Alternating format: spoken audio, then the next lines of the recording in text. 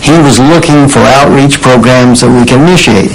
I had done my due diligence. We were getting good reviews in terms of student responses. So the dean said, maintain your professional profile and let's move forward with network marketing. What is your view of the industry of network marketing now, and where do you see it going in the future? Tim, the industry is coming of age.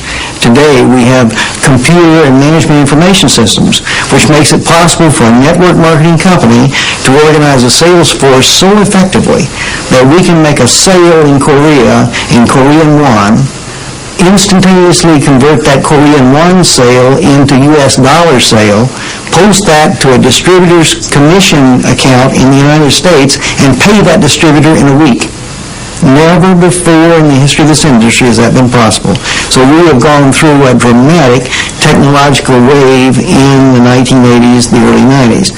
I argue now we're moving into the wave of professionalism, and I emphasize professionalism at several levels. Number one, we are seeing more and more professionals, physicians, dentists, attorneys, CEOs, college professors, going into network marketing.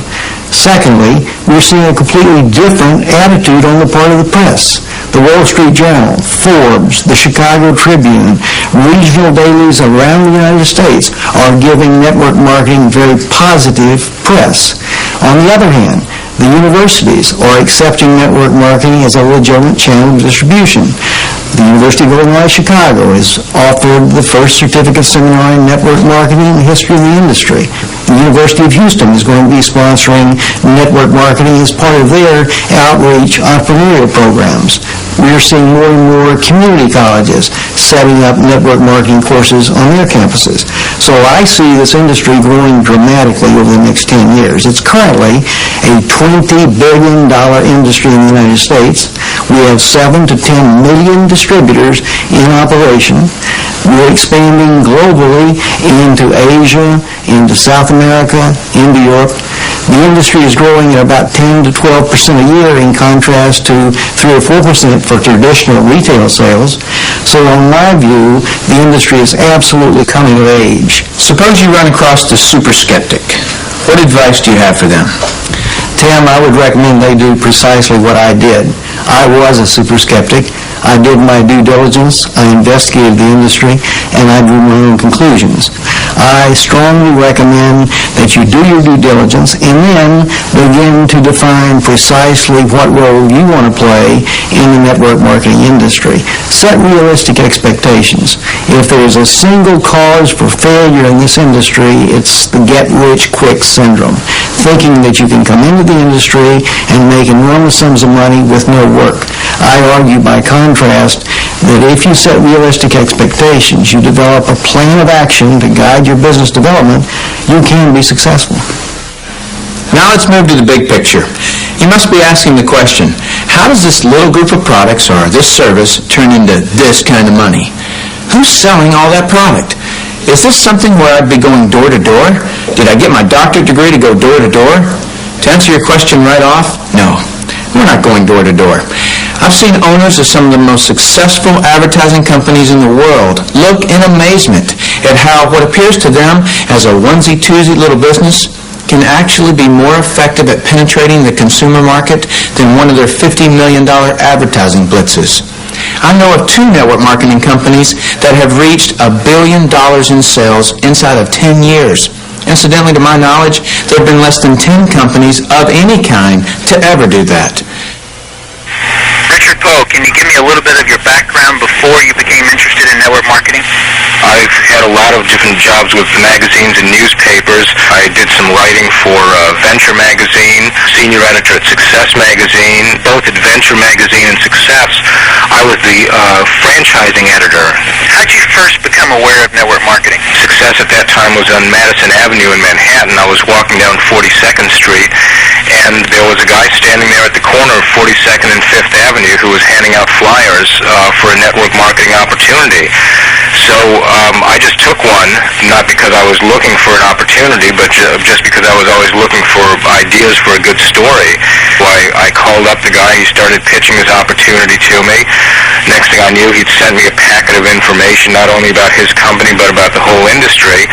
And I was just completely enthralled by the whole thing. Here I was, a senior editor of a nationwide business magazine with a circulation of 500,000, and I had never heard of this.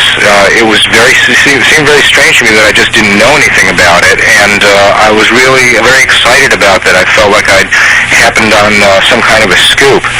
What year was that? Well, that was 1990. Why did you see network marketing as a great business, if you will, versus a pyramid scheme, which is really what the angle of most reporters were writing on the industry at that time? Well, I think first and foremost, it was just the magnitude of the thing. I hadn't looked at the industry for more than a few days before I saw that there were some very large, multi-billion-dollar companies involved in it, companies with major name brand recognition, just on the sheer level of the magnitude of this industry, how big it was, how big the companies were. Obviously, these couldn't all be scams. I just looked into it, and I used my judgment. I mean, I was a full-time business reporter and business editor at that time. What I did every day was look at businesses and try to determine whether they were good businesses. And, I had developed instincts for evaluating them, and we had certain guidelines for evaluating them, and network marketing just checked out on every score. Richard, what really makes the network marketing industry legitimate? Well, the industry is legitimate by definition. It is completely legal in all 50 states, in many countries. It's an industry that has been looked at for many, many years by government regulatory agencies, and they have concluded that it's a legitimate business. They move product to the consumer, and that's what they're in business to do. Richard, what makes network marketing an ethical business? I think network marketing is actually one of the most ethical businesses there is, because ethics are intrinsic in the way the business is set up. It's a business that actually requires you to help other people in order to succeed. It's a situation that just by its very nature forces you to become a leader and to practice good ethics. Richard, you wrote a very successful book called Wave 3 that outlined the first 3 waves of growth within the network marketing industry. What's your perception of Wave 4? I'm really excited about the research that I've been doing for Wave 4 and the things I've found out. We have things like Citigroup, the largest financial services company in the world, which has a network marketing subsidiary which it is relying on for a lot of its cash flow. We have DuPont and ConAgra, major transnational corporations, putting out a new network marketing subsidiary. The list just goes on and on. The involvement of Fortune 500 and Fortune 100 companies in network marketing is something that we really have never seen in the history of the industry before. Network marketing has arrived. It has been fully integrated into the economy of the information age, and that's what Wave 4 is all about. Richard, what can someone lose by involving himself or herself in network marketing?